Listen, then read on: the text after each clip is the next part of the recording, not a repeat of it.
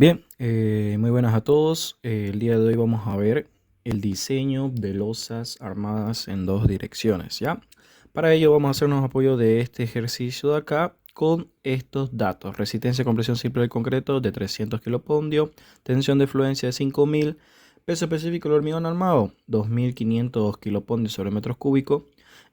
Carga viva superficial que va a contar sobre cada losa es la de 200 kilopondios sobre metro cuadrado y estas dimensiones de viga y columna, ¿ok? Nos vamos a enfocar en el diseño de la losa número 3, ¿no? La que nos especifica acá. Nosotros ya tenemos la dirección de armado de cada una de las losas, ¿ok?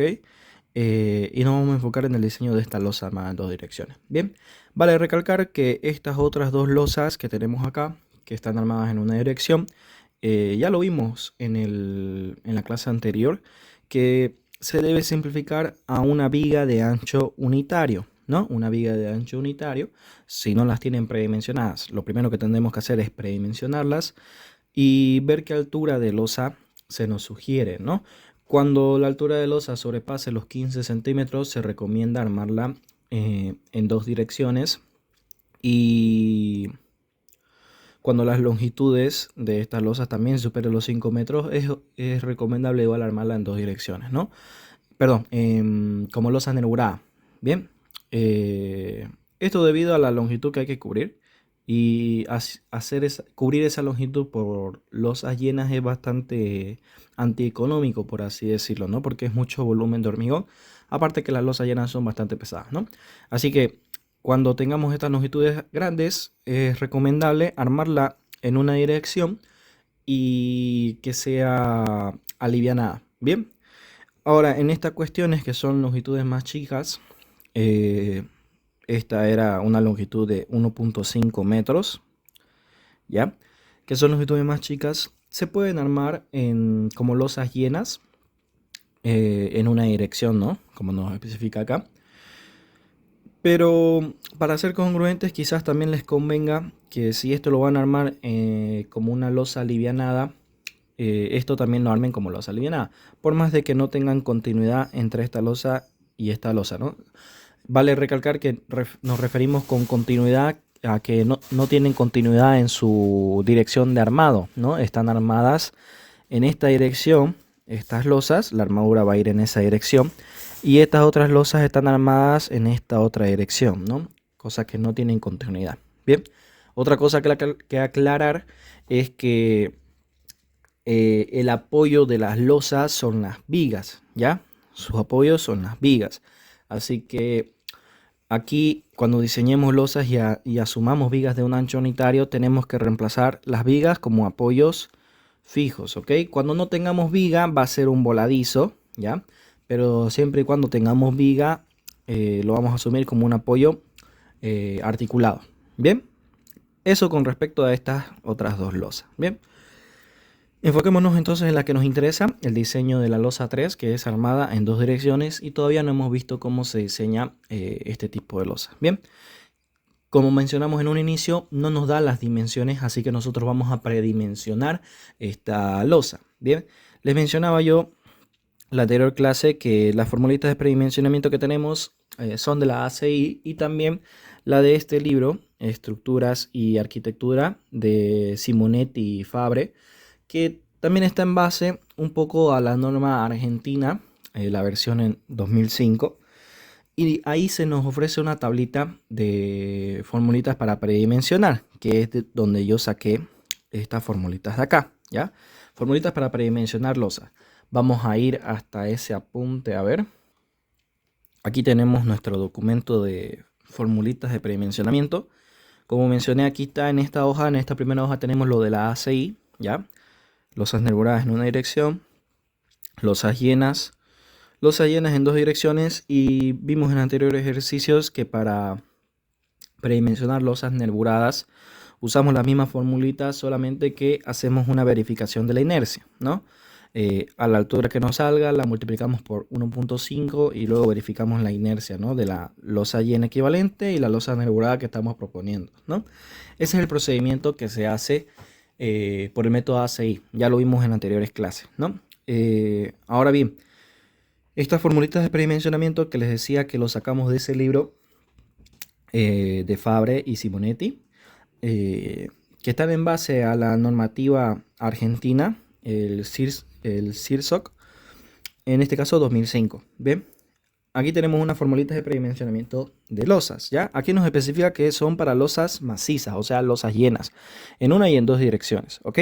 Estas son para las una dirección, ¿ya? Tenemos la misma disposición de formulitas con un extremo continuo, simplemente apoyado, dos extremos continuos y voladizo.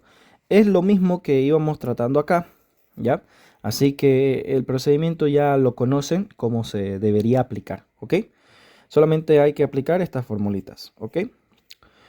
Tomando en cuenta también que el espesor mínimo que se maneja con estas formulitas de predimensionamiento para losas macizas es de 9 centímetros. Según nuestra normativa de nosotros manejamos que el espesor mínimo es igual a 7 centímetros, ¿no?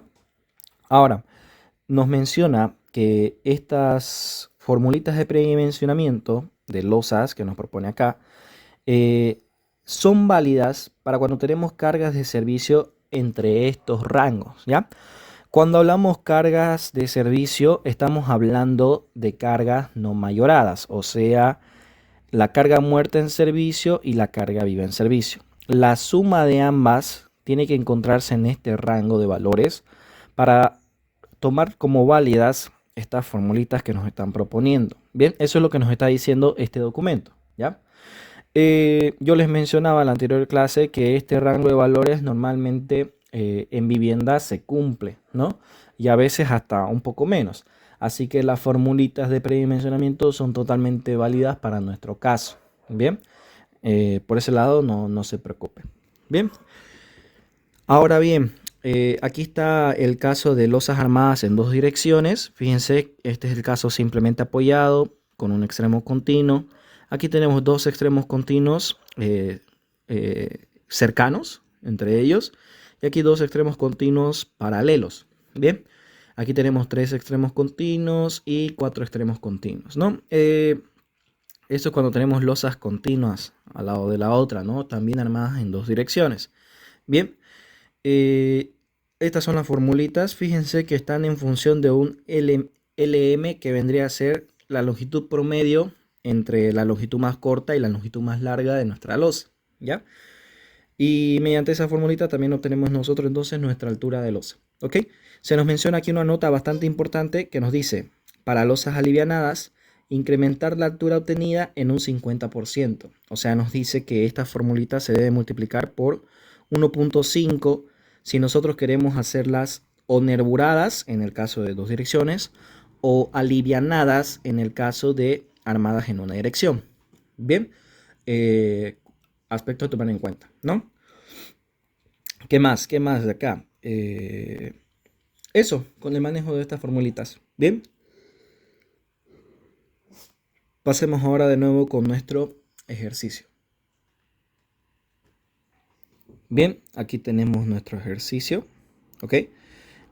Y nos quedamos acá, ¿no? En este paso, predimensionamiento. Bien, es lo que vamos a ver ahorita. Vamos a utilizar entonces esas formulitas de predimensionamiento y ponemos aquí la losa que nos interesa, ¿no? Ya ustedes en el ejercicio completo, si les pide diseñar más, incluyen las otras losas, ¿no? Ojo que en este ejercicio es bastante similar al que tienen, solamente que hay algunos datos cambiados. Tomen en cuenta ese aspecto. Bien, ok, losa número 3. Primero hay que sacar la longitud promedio, ya que se trata de una losa armada en dos direcciones, ¿ya? Sacamos esa longitud promedio de nuestra losa, que convenientemente tiene 5 metros acá y 5 metros acá. Se trata de una losa totalmente cuadrada, ¿ok? Bien, ¿qué tenemos que hacer? Sacamos esa longitud promedio y luego le sacamos la altura en base a la formulita que hemos adoptado, ¿ok? Longitud promedio dividido entre 45, dice acá. Ese es el caso de losa armada en dos direcciones simplemente apoyada. ¿Por qué estoy tomando ese caso acá? Básicamente lo estoy tomando ese caso porque esta losa que está al lado de ella, de la armada en dos direcciones, no presenta continuidad en su dirección de armado con esta losa, ¿no? Esta dirección de armado está dispuesta de manera vertical y no de manera horizontal, ¿no? Así que por ese motivo no digo que hay continuidad acá, sino que va a ser como un apoyo simplemente apoyado, ¿ya? Por ese motivo. Entonces, aquí uso esa formulita del caso simplemente apoyado y lo multiplico por 1.5 porque mi objetivo es diseñar una losa armada en dos direcciones y nervurada. ¿Por qué?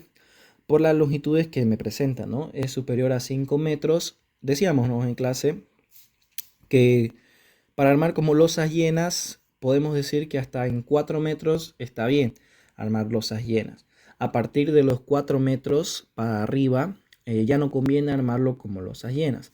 Siempre enfocándonos en observar eh, la longitud en la que se iba a armar, ¿no? Esta longitud en la que se arma esta losa y esta longitud en la que se arma esta otra losa, ¿no? Siempre observando esa longitud. Tomando en cuenta esa longitud de armado, si superaba los 4 metros, ya decíamos que era conveniente armarlo como alivianada o nervurada. Y si es inferior a los 4 metros, todavía se puede armar como losa llena, ¿no? Recordemos qué desventajas presentan las losas llenas. Las losas llenas son muy pesadas y aparte es una solución antieconómica. ¿Por qué? Porque exige hartos volúmenes de concreto.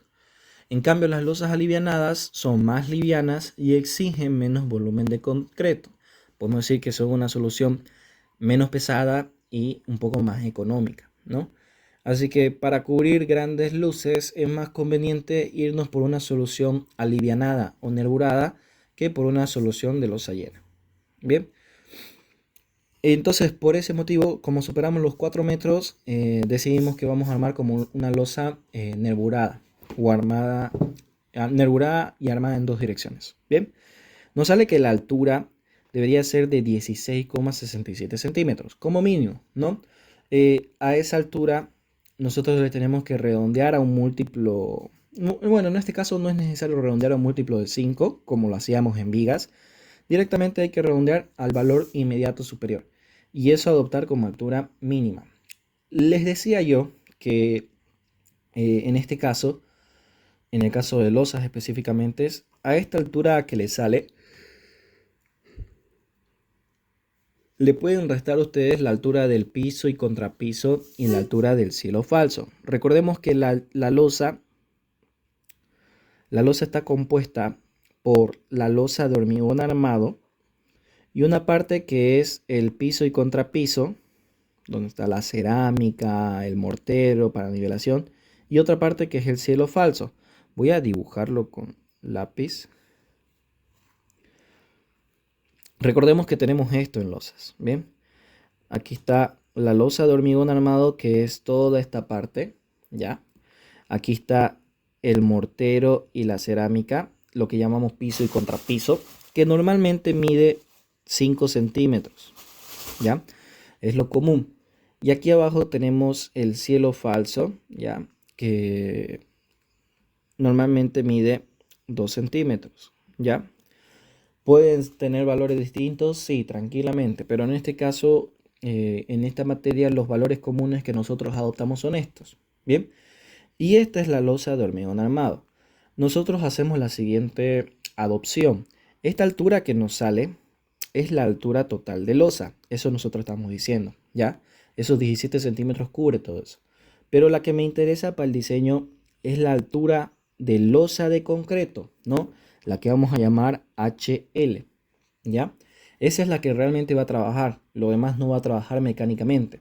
Así que por tal motivo le terminamos restando estos 5 centímetros y estos 2 centímetros. Ahora, ¿es obligatorio hacer esa resta? No, no es obligatorio. Pueden obviarla y no hacerla, ¿no? Lo que... ¿Por qué hacemos esta resta normalmente? Esta resta lo hacemos por el motivo de tener secciones más económicas como solución, ¿ya? Como yo me doy cuenta que una sección es más económica que otra. Les mencionaba yo en clases que existe el concepto de momento reducido último. Cuando el momento reducido último estaba entre este rango de valores, decíamos que estábamos hablando de una sección dúctil y económica, o sea que sus materiales que lo componen están trabajando a su máxima capacidad.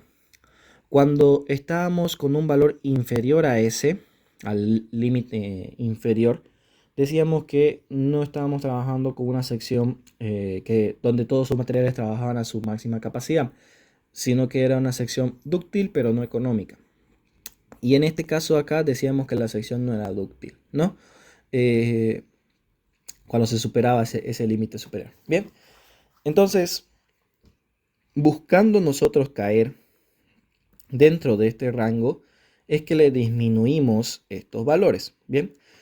Para no sobredimensionar nuestra losa, ¿no? Recordemos que estos valores de predimensionamiento nos los dan las diferentes normativas y algunos libros como sugerencia para que nuestras losas cumplan deformación y cumplan fisuración, los controles en estado de servicio. Bien, así que muchas veces esos valores pueden estar sobredimensionados, o sea que den una altura mayor de losa que lo que realmente necesitamos para caer dentro de este rango. Bien, así que por ese motivo a los 17 centímetros nosotros usualmente le restamos estos 7. Pueden hacerlo como también no pueden hacerlo. Es solamente una adopción, ¿ya? ¿Dónde vamos a ver la diferencia? Acá, cuando calculemos estos valores. Bien, alguno podrá hacer el ejercicio asumiendo estos 17 centímetros de altura de losa y compararlo con el ejercicio que vamos a desarrollar ahorita, ¿no? Y ver cuánto cambió en especial este valorcito y qué provocó en su diseño, ¿no? Si le salió sobredimensionado o en realidad le salió justo y esas cosas, ¿no? Podemos comparar esas cosas. Bien, ahora bien, también esta altura de 17 centímetros, si todavía no están seguros de restarle los 7, pueden restarle uno de los dos, digamos los 5 centímetros del piso y contrapiso. Bien, y eso, trabajarlo de esa manera. Bien, no pasa nada. Ok, sigamos entonces con el ejercicio. Adopto como altura total de la losa estos 17 centímetros. Como es mi altura total, le voy a restar lo del piso y contrapiso para quedarme con la altura de losa de hormigón armado, ¿no? Buscando una sección más eficiente. Fíjense, me sale 10 centímetros que requiero de altura de losa. Aquí tranquilamente, por el concepto que les mencioné, ¿no? De cuando la altura que les pida, cuando la altura que les salga acá es menor a 15 centímetros, pueden armarlo como losa llena, les decía, ¿no? Pueden hacer esa adopción o guiarse con esta altura y decir, no, directamente como losa nervurada. Bien, lo que yo les sugiero en este caso es que se fijen en estas longitudes sobre todo, ¿ya? En estas longitudes que tienen que cubrir y esta altura que les salga acá, ¿ya? Para tomar la decisión final de si lo van a hacer como losa llena o si lo van a hacer como losa nervurada.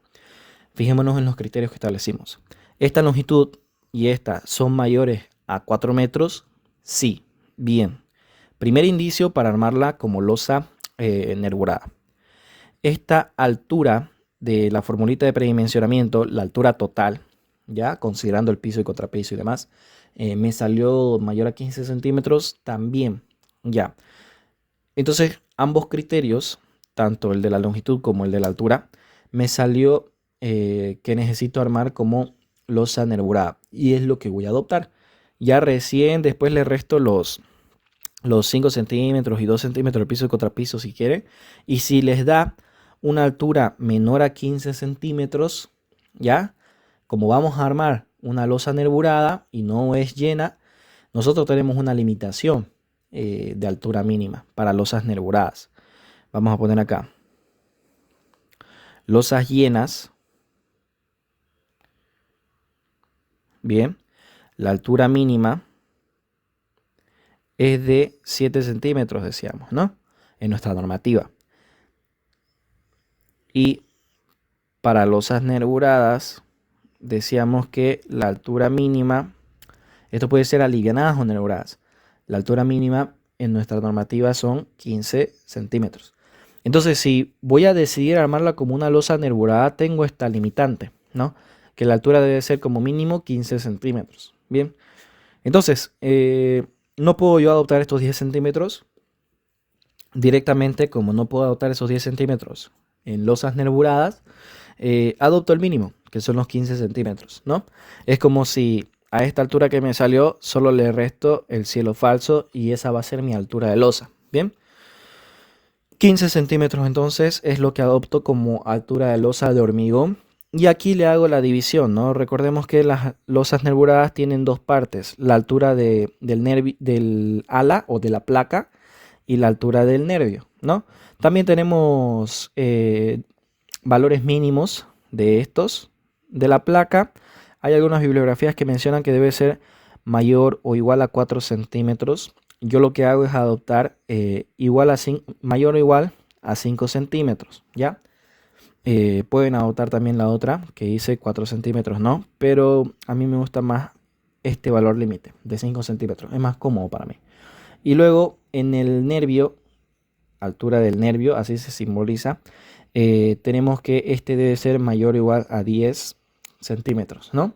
Si manejamos esta altura mínima. Bien, entonces siguiendo eso, decimos que la altura de la placa va a ser 5 centímetros y la altura del nervio 10 centímetros. Bien, ok. Otras dimensiones que tenemos que determinar de la losa nervurada es el ancho del nervio, esta distancia de ahí, BW, y el ancho efectivo, ¿no? El ancho del nervio, en bibliografías tenemos que debe ser mayor o igual a 10 centímetros, ¿ya? Actualmente se menciona, ¿no? Algunos ingenieros mencionan que ya no se utilizan como 10 centímetros como ancho mínimo, sino que directamente van a 12 centímetros, ¿no? Por un tema de poder distribuir todas las barras que requerimos en ese ancho, ¿no? En este ancho de acá. Bien, nosotros vamos a optar en este caso para este ejercicio, al menos yo, 10 centímetros, ¿no? Luego, el ancho efectivo. El ancho efectivo tiene que ser el menor valor entre estos dos, entre 100 centímetros y el ancho del nervio más el ancho del complemento. Cuando hablamos de ancho de complemento, me estoy refiriendo a el plastofor, el complemento de plastofor que vamos a colocar, que viene acá, ¿no? En esta parte, es el complemento de plastofor. Puede ir vacío igual y no colocarle el ancho del plastofor, pero lo común en esta materia es que adoptemos un ancho de complemento, un plastofor. Bien, ese valorcito del ancho del complemento ronda entre los 50, 40 y hasta 30 centímetros. Lo más común que les sugiero que adopten es estos dos valores, ¿ya? 50 y 40 centímetros. Para nuestro medio, ¿ya? Bien, tenemos que escoger el menor valor de estos. Recuerden lo que mencionábamos, ¿no? Sí o sí el ancho efectivo en losas nerburadas y alivianadas tiene que ser menor a 100 centímetros, no puede ser mayor, porque ahí deja de funcionar como un elemento monolítico la losa y empieza a funcionar como un emparrillado de vigas, ¿bien? Así que para evitar eso, de que el análisis cambie, no tenemos que superar estos 100 centímetros en losas nerburadas y alivianadas, ¿bien? Normalmente siempre sale menor el valor de acá abajo, el del ancho del nervio más el ancho de complemento. Fíjense, yo hice una adopción de 40 centímetros de ancho de complemento, el del plastofor, más los 10 centímetros del nervio, tengo 50 centímetros, ¿no? Y ya tengo mi ancho efectivo. Y listo, ¿bien? Hasta ahí predimensionada mi losa armada en dos direcciones, ¿bien? Estos pasos de predimensionamiento que estamos viendo ahorita, van a darse cuenta que los van a repetir en losas armadas en dos direcciones y nerburadas, como en losas armadas en una dirección y alivianadas en ambos, ¿ok? Todo el procedimiento este. Y para en el caso de losas llenas en una y en dos direcciones, van a darse cuenta que van a diseñar hasta por acá. A ver. Van a hacer el predimensionamiento hasta acá, hasta ahí, hasta que adoptan su altura. Bien, hasta ahí termina el predimensionamiento en losas llenas. Ok, vamos ahora al siguiente paso. Una vez predimensionado, lo que sigue es la estimación de cargas, ¿no? Sacarles esas cargas que vamos a utilizar. Bien, ok. Peso propio de la losa. Aquí está la sección de losa que estamos proponiendo. Fíjense, la altura total de la losa de hormigón es 15 centímetros. Aquí arriba va a ir el piso y contrapiso y aquí el silo falso, ¿no? No lo estoy considerando. Yo estoy considerando ahorita lo que va a resistir mecánicamente. Bien, ahí está. Fíjense que aquí está el ancho del nervio, el ancho del complemento y el ancho efectivo. Fíjense que el ancho efectivo va de eje a eje entre nervio, ¿ok? Luego, en base a nuestro formulario, aplicamos las formulitas de peso propio para sacar la carga muerta superficial de esta losa. Y van a darse cuenta ustedes que cuando traten con losas nerburadas, o sea, armadas en dos direcciones, eh, esto es lo que va a cambiar con respecto a las losas armadas en una dirección y alivianadas, ¿no? Como estas, pero alivianadas, o sea, en una dirección. Este es el único valor que cambia, ¿ya? Aquí sería igual a 1 y en caso de estas losas nerburadas es igual a 2, ¿no? En el formulario lo tenemos de la siguiente manera. A ver, se los voy a mostrar. Es preferible que se los muestre. Vamos aquí a nuestro formulario. Bien. Busquemos aquí la parte de estimación de cargas. Ok, les decía, lo único que va a cambiar entre losas alivianadas o armadas en una dirección y las nerburadas es este valorcito de acá. En losas alivianadas va a ser 1. ¿Por qué? Porque tenemos un solo espaciamiento en una dirección, ¿ok? Y en losas nerburadas armadas en dos direcciones, aquí normalmente es igual a 2, ¿bien? Se termina sumando el numerador porque el denominador comúnmente es igual, ¿ok? En losas nerburadas. En losas nerburadas en dos direcciones, nosotros ya tenemos dos espaciamientos, uno en una dirección de X y otro en una dirección de Y. Bien, comúnmente ambos valores son iguales, ¿ya? Comúnmente, pero pueden ser valores distintos, ¿ok? No pasa nada, podrían ser valores distintos. Cuando sean valores distintos no podemos sumarlos directamente y decir que aquí va a ser 2 sobre E, ¿no? Sino que vamos a tener que hacer esto, ¿no? Aquí poner el espaciamiento en dirección de X, aquí el espaciamiento de dirección en Y y después sumarlos, operar, ¿no? Pero cuando sean el mismo valor podemos simplificarlo a 2 sobre E. Bien, eso es lo que cambia, ¿ya? Ahí, aprovechando que está el esquema, fíjense así se ve el piso y contrapiso y el cielo falso comúnmente utilizadas en losas en una dirección y en dos direcciones, ¿ok? Aquí en losas llenas igual. Y eso, ¿bien? Volvamos a nuestro ejercicio. Bien, estimamos entonces el peso propio con esas formulitas y aquí tenemos lo que nos dio, ¿bien? Peso propio. Y la carga viva, ¿no? Que es dato. Solo que nos los dio en kilopondios, lo pasamos a toneladas. Porque todo lo hemos trabajado en toneladas, ¿ok? Todo lo vamos a trabajar en toneladas.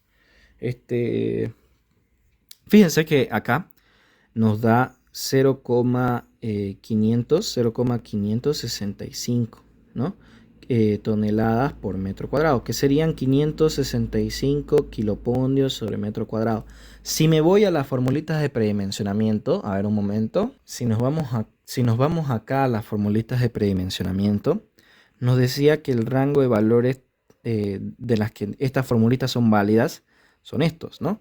600 kilogramos dice acá, pero son kilopondios. Por si acaso estos son kilogramos fuerza, que es igual a 1 kilopondio, ¿ya?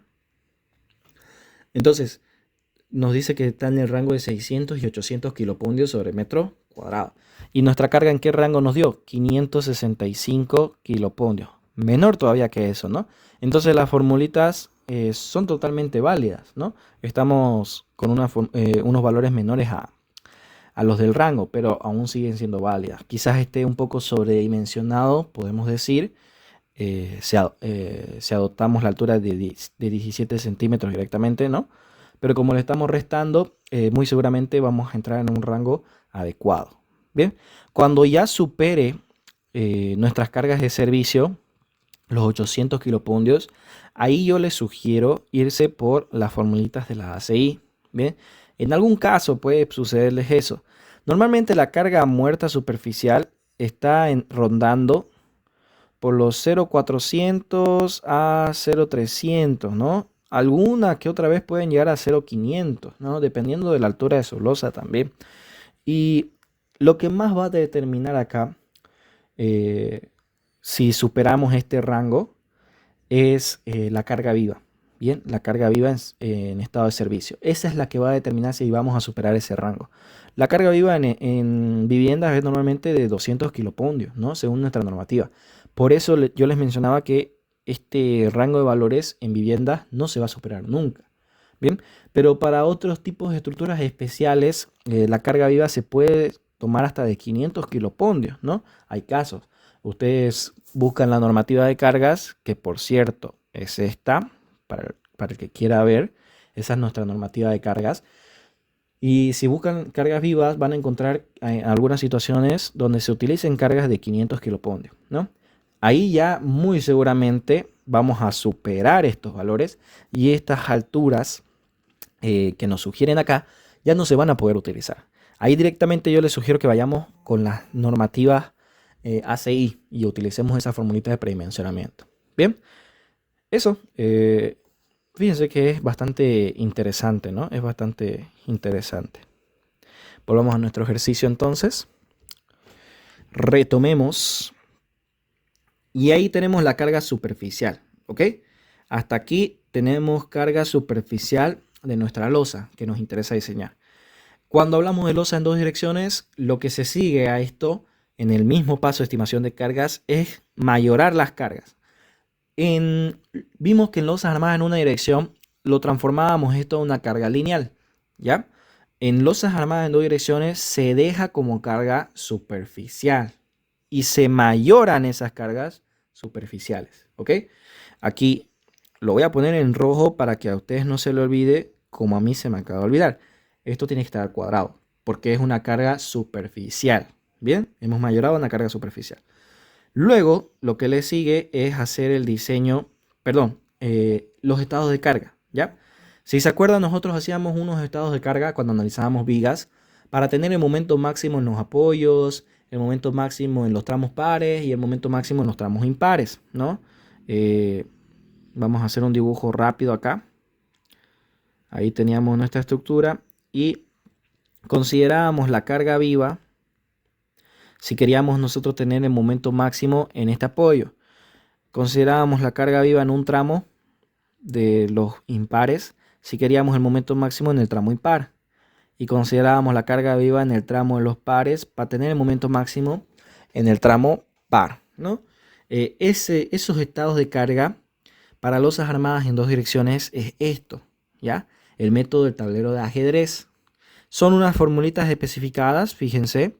Q, Q' y Q segunda prima. Bien, el Q es la suma de carga muerta última y carga viva última, o sea, mayoradas. El Q' es la misma formulita, solo que ahora el 50% de la carga viva. Y el Q segunda prima es el 50% de la carga viva solamente. Bien, y de nuevo nos da valores de cargas superficiales. ¿Ok? Y con eso trabajamos. Lo que sigue ahora es sacar el valor de la altura útil, ¿bien? La altura útil. En dirección de X y en dirección de Y, ¿no? Vimos en la anterior clase que las losas... Uy, no quise... Ahí está. Que las losas armadas en dos direcciones tienen dos armaduras principales. Una en dirección de X y otra en dirección de Y. Aspecto que tenemos que considerar. Ahora bien... Vamos a hacer esto así. Ok, lo voy a hacer con negro. Vamos a poner esto en negro.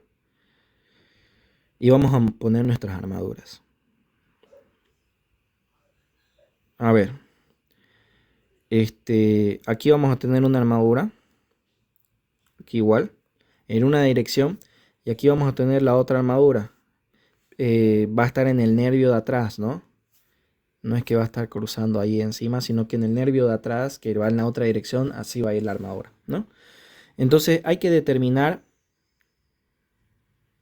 Ahora sí. Entonces hay que determinar esas alturas útiles, porque vamos a tener una altura útil para las barras en color rojo y otra altura útil para las barras en color azul. Recordemos que la altura útil va hasta el eje de las barras, ¿no? Entonces vamos a tener esas dos alturas útiles, ¿no? Normalmente el mayor valor de la altura útil es el de la dirección de DX, ¿ya? Y el menor valor es el de la dirección de DY.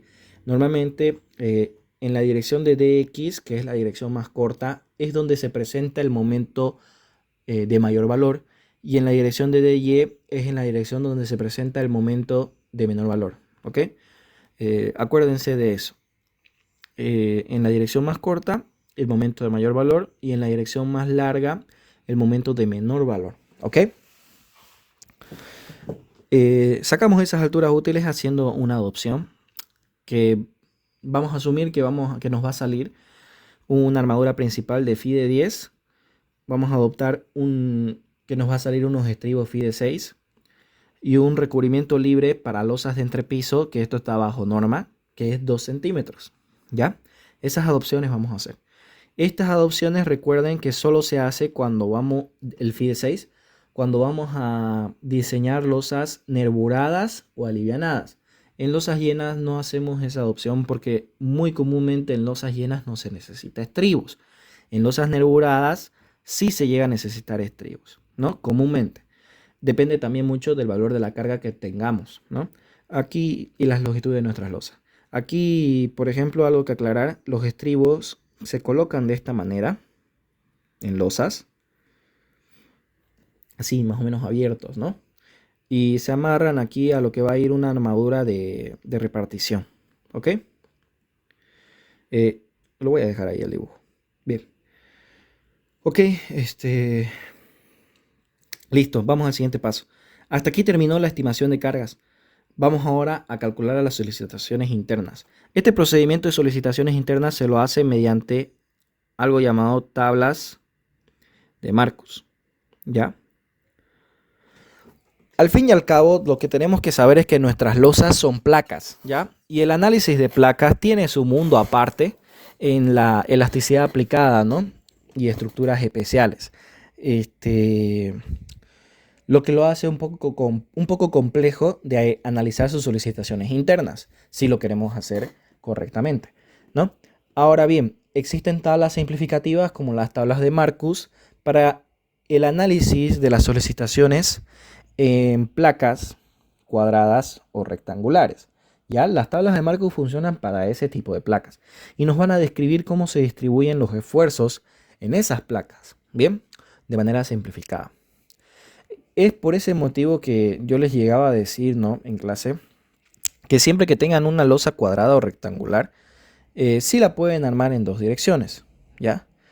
Pero en el caso de que ya les presenten una figura un poco más extraña, un poco más irregular, ahí ya no les conviene armarla en dos direcciones.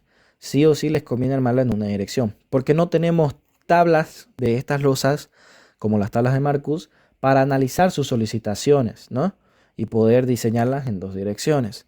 Bien, si nosotros queremos sus tablas, tendríamos que hacer una búsqueda exhaustiva o deducirlas nosotros, porque estas tablas también se pueden deducir, bien, pero su deducción es bastante complejo, como les dije, tiene aspectos de elasticidad aplicada y estructuras especiales que debemos tomar en cuenta, ¿no? Y que es bastante complejo, ¿no? Y para cada uno de los casos ir buscando y demás, no es conveniente, ¿no? Así que por ese motivo, solamente las losas cuadradas y rectangulares, que ojo, que cumplan este requerimiento, beta igual a LY sobre LX menor a 2, que cumplan ese requerimiento, se recomienda armar en dos direcciones. Bien, y aplicaríamos las tablas de Marcus para llegar a sus solicitaciones. Recordemos que solicitaciones son momentos normales y cortantes, ¿ya? Esas son solicitaciones internas. Y es lo que vamos a hallar. Ok. ¿Cómo se aplica el método de las tablas de Marcus? Bien. Primero, agarras la losa que quieres analizar y vas a hacer un análisis primero de los momentos de tramo, ¿ya? ¿Cuáles son los momentos de tramo? Los que se dan aquí en el punto central de la losa, ¿ya? De la losa ya sea cuadrada o rectangular. Bien, datos importantes que debes sacar, la longitud LY y la LX, ¿no? En estos casos donde tenemos el mismo valor, ¿ya? El LY puede ser cualquiera de los dos y el LX el otro, ¿no? Normalmente cuando tenemos este caso de mismas longitudes, se asume que LY es la dirección vertical y LX la dirección horizontal. En su caso, ustedes creo que tienen diferentes longitudes, una de 9 metros y otra de 7 metros, ¿no? Claramente, en su caso, la de 9 metros va a ser la longitud LY y la de 7 metros la longitud LX. Bien, ahora, este es el caso simplemente apoyado, ¿ya? No tenemos ningún empotramiento en ninguno de los extremos, ¿ya? Este es el caso simplemente apoyado. Pero si tuviéramos empotramiento, asumamos que tengamos empotramiento acá, ¿ya? A esta estructura tendríamos que hacerle el principio de superposición de efectos, ¿ya? ¿Qué es el principio de superposición de efectos? Aislar la estructura o dividirla en dos partes y sumar sus efectos, ¿ya? ¿En qué consiste? Hacemos un primer análisis con una carga Q', ¿dónde está esa carga? Aquí la hemos sacado, Q', donde consideremos los empotramientos que tenga. En este caso estoy asumiendo que tiene ese empotramiento ahí a la izquierda, ¿ya? Y a ese análisis le vamos a sumar otro análisis con la carga Q segunda prima, ¿ok? Sin considerar los empotramientos que tenga, ¿no? El caso simplemente apoyado, ¿ok? Ahora bien, cuando no tenemos ningún empotramiento, pues simplemente hacemos la superposición de efectos entre el caso simplemente apoyado y el otro simplemente apoyado. Y lo único que variaría aquí es el valor de la carga. Bien, eso como aclaración. Luego, de tabla de Marcus, nosotros sacamos estos valores, ¿ok? Estos valorcitos acá. Vamos a la tabla de Marcus un momento. Nuestro caso, recuerden, es el caso de simplemente apoyado. Vamos a buscar aquí nuestra tablita. Aquí está las tablas de Marcus. Estas son las tablas de Marcus. Hay diferentes casos. Aquí está placas libremente apoyadas por su contorno, o sea, simplemente apoyadas en su contorno. Ese es el caso que se nos presenta a nosotros.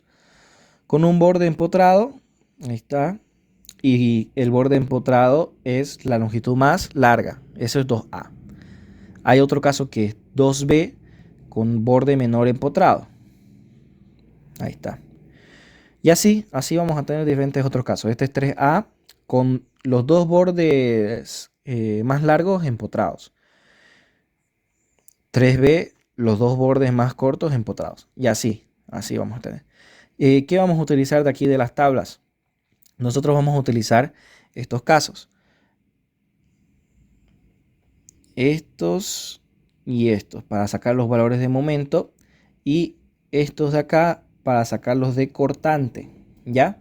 Déjenme hacer un cálculo rápido para el caso de ustedes. El de ustedes es la relación de luces LY sobre LX. Si no estoy mal es 9 sobre 7.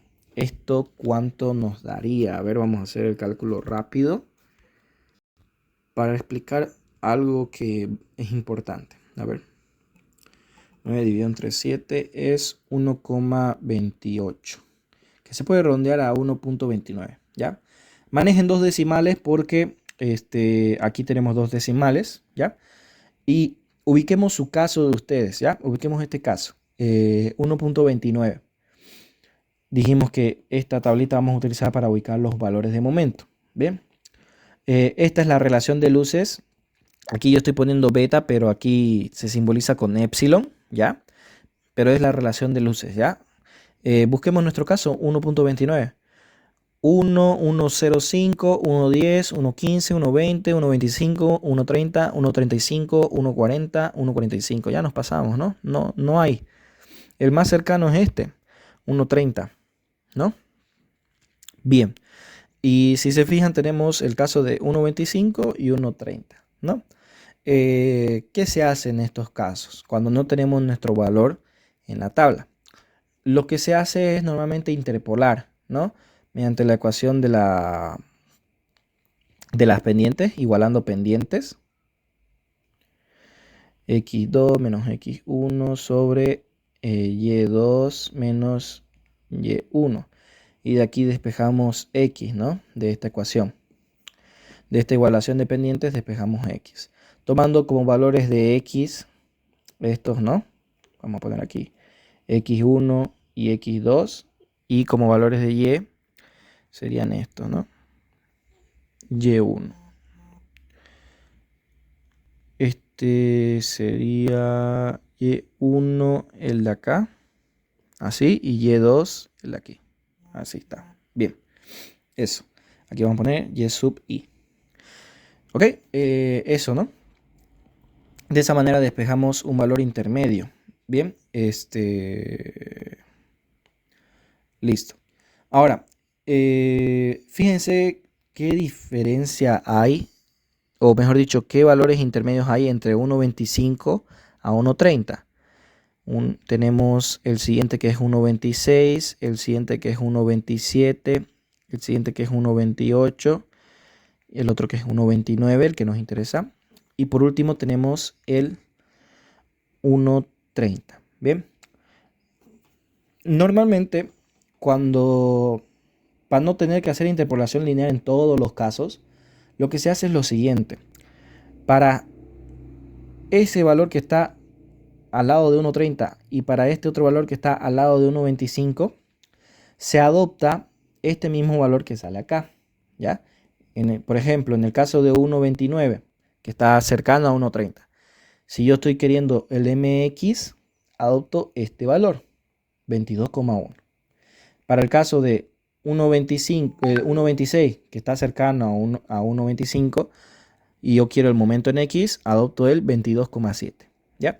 Eso se hace para estos valores que están al lado de los que me presentan en la tabla de Marcos. Y para estos otros valores que están justo en el medio, ahí recién se interpola. ¿Bien? Ahí recién se interpola. Eso para evitar hacer varias interpolaciones, ¿no? Y porque justamente no hay mucha variación entre los valores comúnmente, ¿no? Así que eso pueden hacer ustedes en su caso. 1.29 les sale, ¿no? Como está cercano a 1.30, directamente adoptan 22,1. Si no, igual de todas maneras pueden interpolar, ¿no? Y y despejar el valor que les interesa, ¿no? Nosotros aquí de dato tenemos Y, o mejor dicho, en este caso tenemos X de dato. Y Y es lo que estamos buscando. X, que es la relación de luces, ese es el nombre que le di, ¿no? A la relación de luces, X, que en mi caso es 1.29. Ya si quisieran ser más exactos, agarran 3 decimales, ¿no? E interpolan para ese valor, ¿no? Muchas veces no es muy conveniente. Directamente redondéenlo y si es necesario interpolar, para ese valor interpolan, ¿no? Bien, de aquí tendrían que despejar Y, ¿ok? Para tener el valor de momento en X o en Y o en XY, ¿no? Y aquí están los valores. Por si acaso, fíjense, el momento XY es un esfuerzo de torsión, el momento en X y el momento en Y son los momentos de tramo. Ahora, en estos otros casos donde tengamos bordes empotrados, nosotros vamos a tener momento de empotramiento, momento en X o momento en Y, dependiendo de dónde esté el empotrado, ¿no? Eso también se nos va a especificar en la tabla cuando sean necesarios. Aquí está, ¿bien? Eso como aclaración. Para su caso ustedes ya saben, tendrían que actuar de esta manera o si desean interpolar, ¿no? Pueden probar de las dos maneras para ver cuánto va a variar su resultado y ustedes mismos evaluar si les conviene o no redondear este valor, adoptar el inmediato superior y esas cosas, ¿no? Ya ustedes mismos sacan su propio criterio de ahí, ¿ok? Bien, de esa manera se trabajan las tablas de Marcus. En nuestro caso estaba sencillo, la relación de luces era 1. Y tanto para el momento en X como para el momento en Y es 27,4, ¿no? Y eso es lo que tengo que adoptar. En mi caso, ¿no? En el ejercicio que estamos planteando.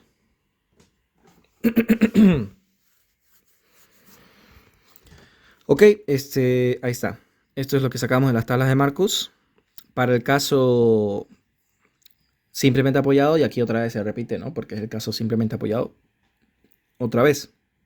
Ahora lo que tenemos que hacer es calcular para cada uno de los casos el K' y el K segunda prima. Fíjense que la formulita es la misma, está con respecto a las longitudes de su losa y la carga, ¿ok? La Q' y la Q segunda prima que sacamos acá, estos dos valores. Bien, eso es lo que va a ser diferentes estos valores.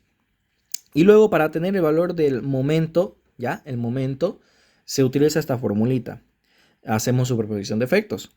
El momento en X del caso prima más el momento en X del caso segunda prima. Y se suman ambos efectos. El momento en X prima tiene esta formulita y el momento de segunda prima tiene esa formulita ahí. Es básicamente la misma, solamente que cambian estos valores de acá. Y ahí tenemos el valor del momento en X, momento en Y. En el caso de ustedes no va a salir estos dos valores del mismo valor, porque ustedes no tienen longitudes iguales, sino que tienen una longitud de 9 metros y la otra de 7 metros, ¿no?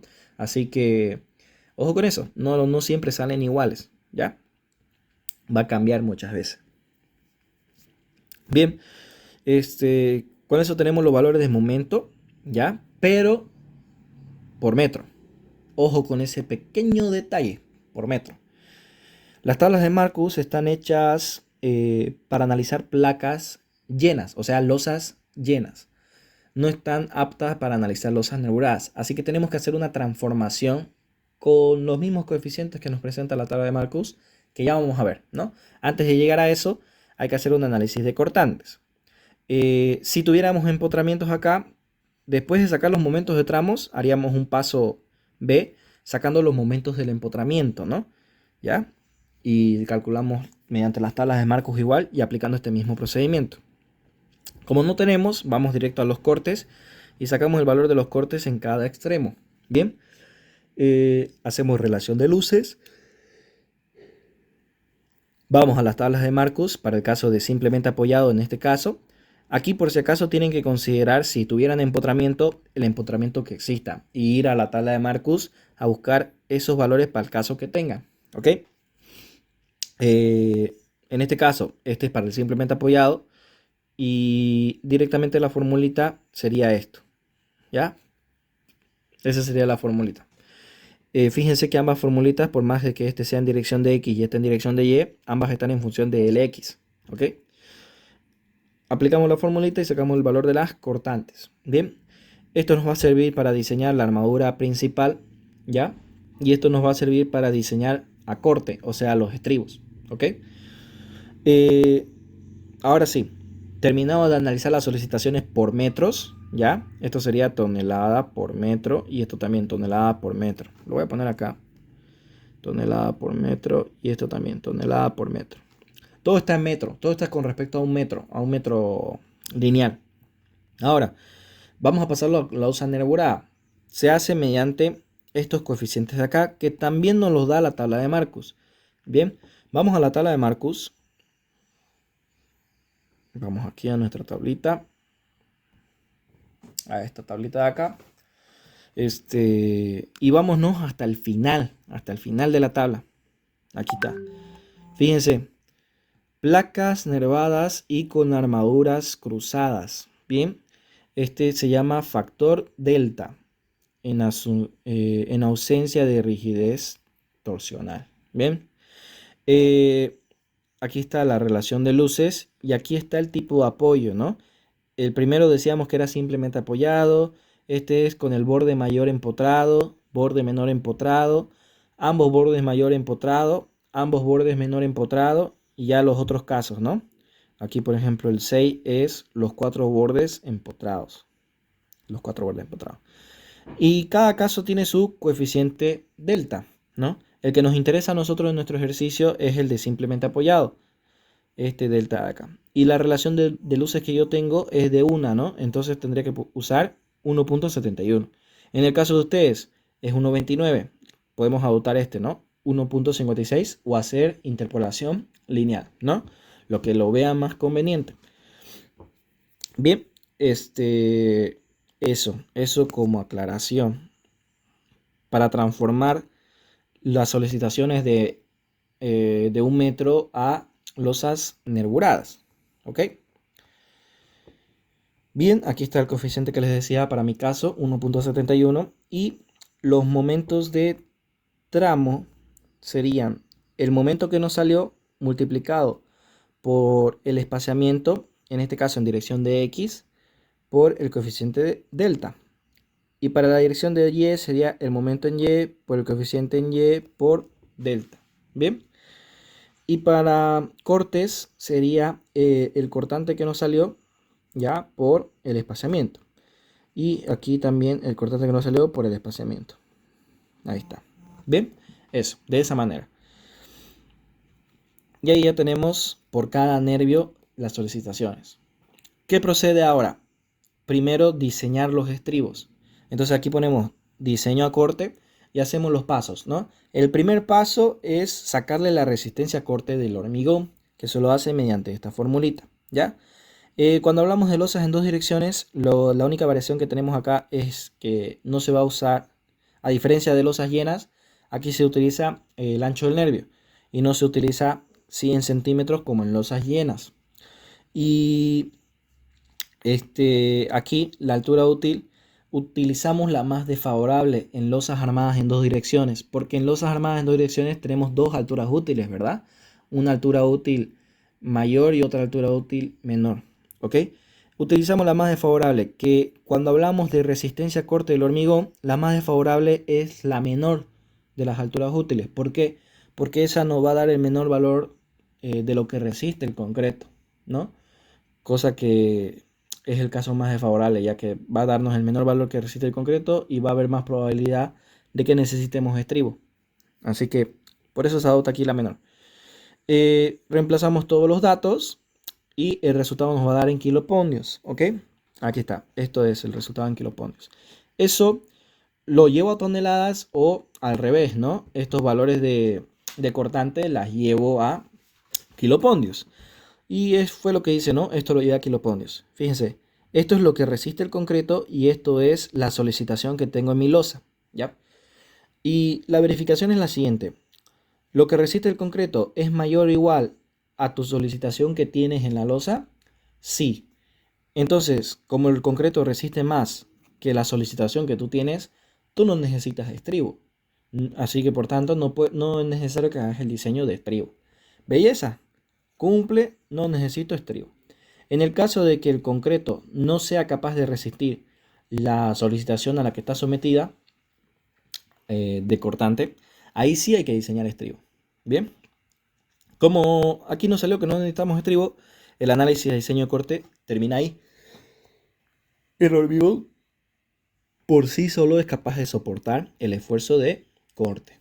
Bien, y ahí concluye el diseño de corte. Normalmente en losas nerburadas van a necesitar colocar estribo. Fíjense que en este caso no se necesitó, pero estuvimos casi a nada de necesitarlo, ¿no? Y en el caso de ustedes tampoco van a necesitar estribo, porque la carga viva, todos los datos son lo mismo, menos la longitud X. Y la carga viva es un poco más chica, ¿no? Así que es muy probable que no necesiten estribos. De todas maneras, el diseño a estribos es bastante sencillo. Luego de esto tendrían que hacer una verificación de la rotura con presión oblicua, que también tiene su propia formulita, está en nuestro formulario.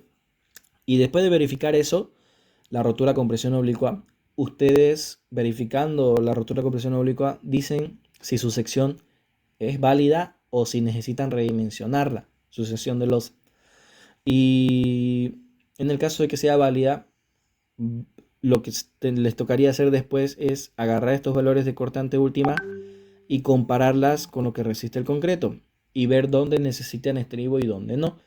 Y donde necesiten estribo, colocan estribo FIDE 6 cada 25 centímetros y ya estuvo. Ahí termina el diseño de esfuerzo de corte. Nada más. Bien, eso en el caso de que necesiten estribos. ¿Ya? En nuestro caso no se necesitó. Pasamos al siguiente paso, que es el diseño a flexión simple para losas armadas en dos direcciones y nerburadas. ¿Ok? Recordemos que en el caso de losas armadas en dos direcciones y nerburadas, tenemos en total unas 4 armaduras posibles. Los estribos, las dos armaduras principales y la malla de repartición, ¿no? Por cada losa. Este, es bueno que cuando lleguen a este paso, ustedes ya tengan claro la armadura que van a necesitar para la losa que están analizando. O sea, ¿a qué me refiero? Cuando ya lleguen a diseño a flexión, es bueno que ustedes ya tengan en mente esta parte del formulario. Vamos aquí al formulario y ya hice todo mi diseño, ya estoy en diseño a flexión y ya tengo que tener en mente esta imagen. Cómo se arma una losa en dos direcciones inerborada, ¿no? Como les decía, para cada paño de losa tenemos la armadura principal en ambas direcciones, la malla de repartición, los estribos, ¿no? Y en el caso de que tengamos dos losas continuas, tenemos la armadura negativa, ¿no? En nuestro caso es solo una losa, solo una losa. Por tanto, vamos a tener la armadura principal en ambas direcciones, la malla de repartición y posiblemente los estribos. Pero ya vimos, ¿no?, que en el diseño de corte no nos dio estribos, así que tenemos tres armaduras que colocar. Bien. Y por concepto, ya sabemos que la malla de repartición siempre va a ser esto. Fíjese, cada 30 centímetros. Por tanto, nos queda calcular solo estas dos armaduras. La armadura principal en Y y la armadura principal en X, ¿no? Pero tomando en cuenta que ahora yo no tengo sección cuadrada, sino que tengo una sección de viga T para losa. Así que el procedimiento de diseño cambia un poquito. A ver si lo puse acá. Sí, aquí lo puse. Aquí está el tema de armadura mínima. Cómo se calcula la armadura mínima para losas. El cálculo de los momentos límites. El M sub 0 en losas es el más importante. No es necesario que saquen el M sub M. Y luego sacar la armadura por tramos, ¿no? Aquí por si acaso está por demás esto. Porque nosotros vamos a calcular armadura para cada nervio, ¿ya? No lo vamos a hacer como losas llenas donde tenemos que respetar un espaciamiento máximo y demás. Así que este paso está por demás. Aquí, ¿ya? Y en los apoyos no va a haber armadura suplementaria. Porque aquí no tenemos armado francés, ¿ya? Voy a eliminar esto más bien para que no confunda. Y lo voy a volver a subir al Classroom, ¿ya? Para que no haya inconvenientes. Eso. Y aquí sería sin armadura suplementaria. La armadura suplementaria es solo para losas llenas. Así que aquí no habría análisis de espaciamiento. Directamente sería por nervio igual. Y ojo con esto, ¿no? Dependiendo de la dirección van a utilizar una altura útil o otra. Eso, ya. Quedo en subirles de nuevo entonces el documento con esta corrección. Bien. Vamos ahora a nuestro ejercicio. Vamos aquí a nuestro ejercicio. Ok.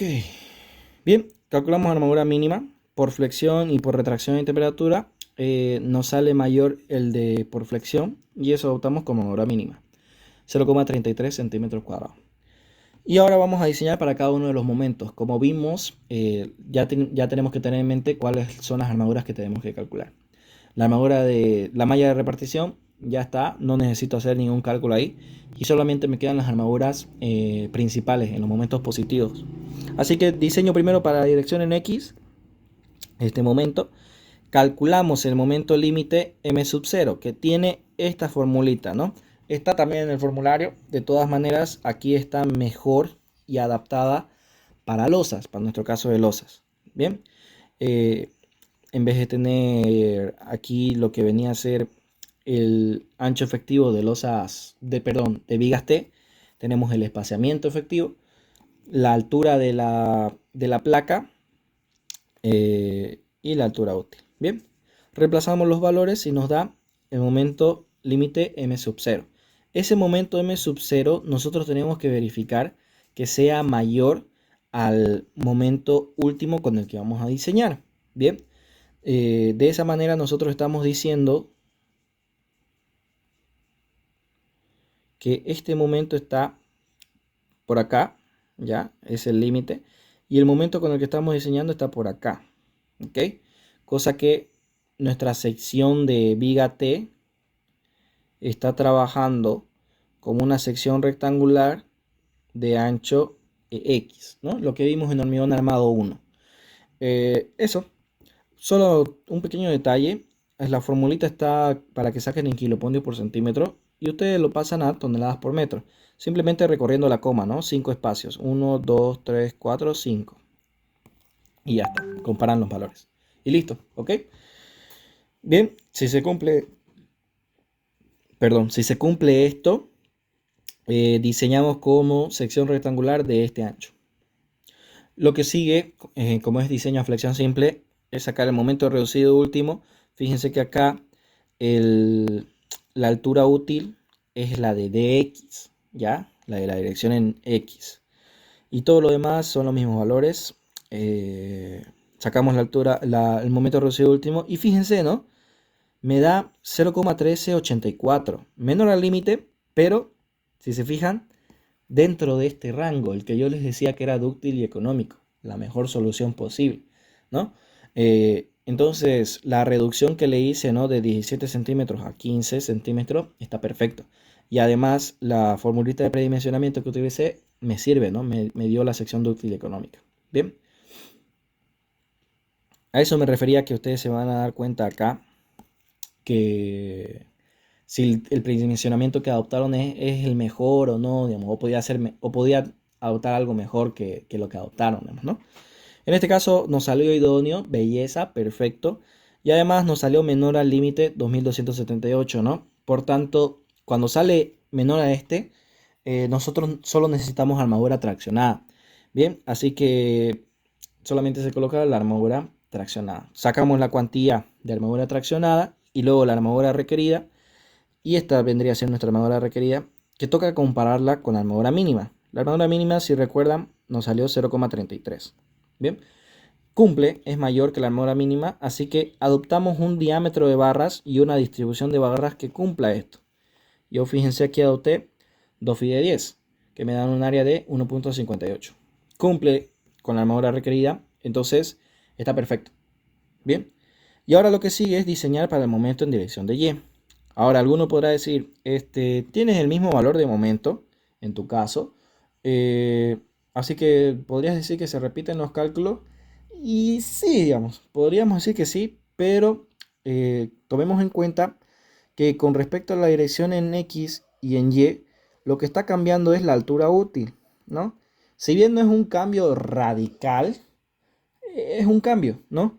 Y en los casos donde esta verificación de acá les quede más cercano, puede ser que no les llegue a cumplir, ¿no? su verificación con solo cambiar la altura útil. Puede ser que ya no les llegue a cumplir. Así que yo les sugiero que lo repitan los cálculos, no pasa nada, no van a perder mucho tiempo. Y se hace lo siguiente, ¿no? Otra vez el momento límite de sub 0. La fórmula es la misma, solamente que ahora utilizo el espaciamiento en dirección en Y y la altura útil en Y. Bien. Utilizando esos valores, fíjense que sale un valor más pequeño que el que salió en dirección de X, ¿no? Ahí está la pequeña diferencia. Pero aún, en nuestro caso, aún siguen siendo mayor que el momento último en dirección de Y. Aquí, por si acaso, tengo un error de typeo. Esa es en la dirección de Y. Ahí está. Y se diseña nomás como una sección rectangular de ancho EY, ¿no? Como se diseña una sección rectangular de ancho EY, calculamos la armadura y nos sale la armadura requerida. Bien, eso. Aquí también nos dio que requerimos una armadura de 1,44 centímetros al cuadrado y con 2 phi de 10 se solucionaba. Bien, ahora vamos a ver cómo se arma. Antes de ver cómo se arma, vamos a hacer una corrección acá, que me acabo de dar cuenta que lo asumimos mal. Ya, aquí. Vamos de nuevo con el momento en X, ¿ya? Aquí decíamos, cuando pasaba esto, ¿ok? Decíamos que se diseña como una sección rectangular de ancho EX, ¿no? Aquí está aquí me estaba pasando, aquí estaba saltando algo bastante importante. Vamos a hacer el dibujo para aclararlo. Ya. El momento positivo es el que tracciona la parte inferior, así se ve. Y la zona comprimida es esta, la de acá. Ya, ahí está. Bien. Eso es lo que está pasando. Ahora, no se diseña como sección T debido a esto, sino que se diseña como sección rectangular de ancho BE o X. Y aquí estábamos cometiendo un error donde el ancho B, que tendría que ser EX, yo lo estaba reemplazando como el ancho del nervio de 10 centímetros, ¿no? Eso está mal, porque estoy diciendo que es una sección rectangular de ancho EX, ¿no? Así que eso vamos a corregir. Aquí sería 50 centímetros y vamos a hacer el cálculo de nuevo, bien, para ver cuánto cambió. Y esto nos sale, vamos a hacer esa corrección, 0,03090, bueno, no, sería 0,0310. Sí, redondeándolo sería 0,0310. Bien, ahora sí está correcto. ¿Ya? Ahora sí está correcto. Van a disculpar ese pequeño error, no me había dado cuenta al momento de hacerlo. Bien, fíjense que aún sigue siendo menor al límite, pero ya nos salimos del rango dúctil y económico, ¿no? Ahora estamos por debajo de este valor que era el rango dúctil, pero no económico, ¿no? Por el volumen de hormigón que se ocupa. Bien, está bien, de todas formas es una sección que sirve. Lo que normalmente evitamos en losas, en el diseño de losas, es que nos salga que requerimos armadura comprimida. Eso es lo que normalmente se evita, ¿ya? Ok, así que vamos a modificar esto. Vamos a poner en rojo para que no les pase como a mí todo lo que vamos a cambiar, ¿no? Vamos a hacer el cálculo de nuevo 0,85 por 1 menos raíz de 1, menos, ahí está, menos 2 por 0,0310 sobre 0,85. Ahí está. Esto nos sale 0,0316. Y aquí sería 0,0316. Y aquí ya no es el ancho del nervio, sino que también tiene que ser este ancho de acá, los 50 centímetros. Vamos a ver cuánto cambia la cosa, ¿no? ¿En qué nos cambia?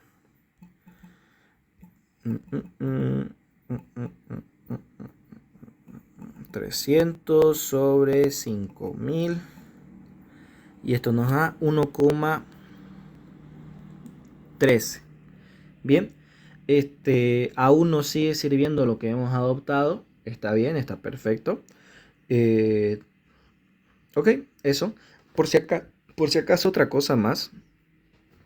Aquí normalmente para losas nerburadas, la sugerencia es que adopten entre una barra, 2 barras y hasta 4 barras, ¿no?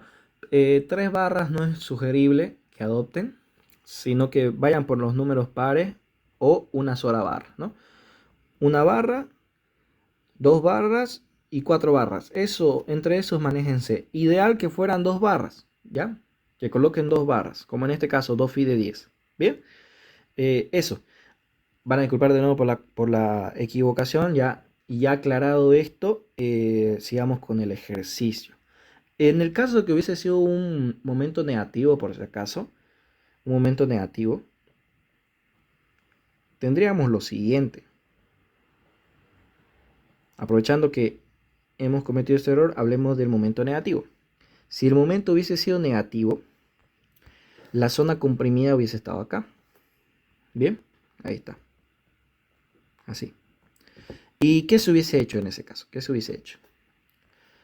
Nosotros diseñaríamos una viga de sección rectangular, ¿ya? Si se cumple esto, una viga de sección rectangular, pero ahora de ancho BW, ¿ya? Ya no de ancho EX, ¿no? Como decíamos acá, sino que de un ancho BW.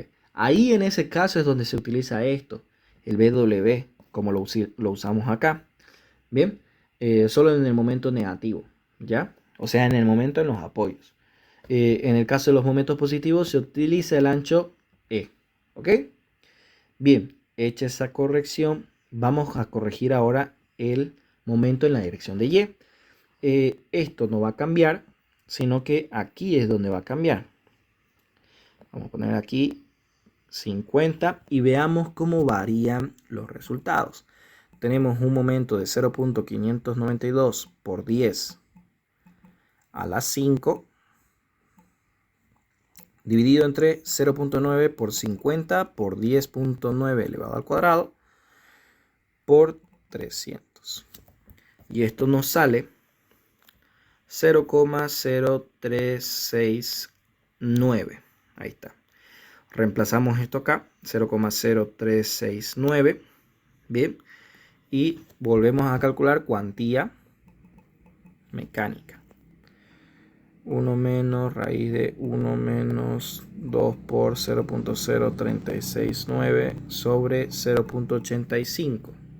Y esto nos da 0,0377. Reemplazamos esto acá. 0,0377 por el ancho efectivo. Bien. Y ya. Sacamos la armadura requerida, 0.0377 por 50 por 10.9 por 300 sobre 5000. Y esto nos da 1.23. Ahí está. Sigue cumpliendo la armadura que hemos adoptado. Belleza. Bien. Fíjense acá que la altura útil es la de DY. Uy, ahí. Y esta es la altura de X. Ya, solo ese pequeño detalle más. Y listo, ahora sí, ahora hay que ver cómo se arma esto, ¿no? Vamos a armarlo, ahí está. Decíamos, ¿no? No hay estribo, entonces no se coloca estribo. Y colocamos la armadura en las direcciones principales. Hacemos este esquema de cuadraditos que van a simbolizar los nervios. Y colocamos entre medio la armadura principal, ¿bien? Esta que asumí que era la dirección en Y, ya, la dirección vertical. Y esta que asumí que es la dirección en X, ¿no? Fíjense que la armadura va paralela a la dirección que le corresponde. LX, aquí está su armadura, y de LY también aquí, paralelo. Bien. Simplemente se pone una barra que simbolice las dos que vas a colocar y le pones aquí la indicación, ¿no? Por cada uno de estos es 2 de 10. Lo mismo para la otra dirección. Colocas una barra, luego le señalas la flecha y cuántas barras significa eso, ¿no? 2 de 10. Luego, por último, la malla de repartición, que siempre va a ser phi de 6 cada 30 centímetros, en este caso de losas nerburadas, ¿ok? Y listo, eso sería el detalle armado para este tipo de losa, ¿no? Que es simplemente apoyada en estos bordes. Ya las otras losas le van a dar su propia armadura, ¿no? En esta dirección, muy probablemente. Hablando de este caso, si lo hacen en una dirección, les va a salir más o menos así, ¿no? Ahí. Nervios transversales, ya, característico de losas armadas en una dirección y nerburadas. Y los nervios principales, ¿no? Los nervios principales que vendría a ser estos acá. Bien. Y ahí les va a ir su armadura en esa dirección. Luego, en este otro caso, si deciden armarlo como llena, va a ser un estilo armado así en francés, donde se cierra ahí. Y si deciden armarlo como nervurada, van a tener nervios acá, Solo un nervio van a tener, ¿no? Aquí no van a tener nervios transversales. Así. Bien, eso. Así va a verse su armadura de las otras losas que haga. Sugerencia. Aquí les sugiero que en esta losa hagan el diseño para la longitud más desfavorable, ¿ya? La longitud más larga, ¿ok? También podrían hacer dos diseños, dos análisis. Para este tramo, donde la longitud de las armaduras van a ser variables, ya que voy a colocar una armadura aquí, que va a tener una longitud que va a ser distinta a la que voy a colocar acá, y que va a ser distinta a la que voy a colocar aquí, ¿no? Ahí tenemos longitud variable, y pueden hacer el análisis de viga para la longitud más desfavorable, y colocar esa armadura aquí en esta zona. Bien, ahora hacen otro análisis para este tramo, que es la longitud de longitud constante, ¿ya? Y le colocan su armadura para esa zona. Bien, lo más conveniente para ustedes aquí en este caso es adoptar la longitud más desfavorable y poner esa armadura principal que les haya salido para toda la longitud, ¿no? Es lo más sencillo.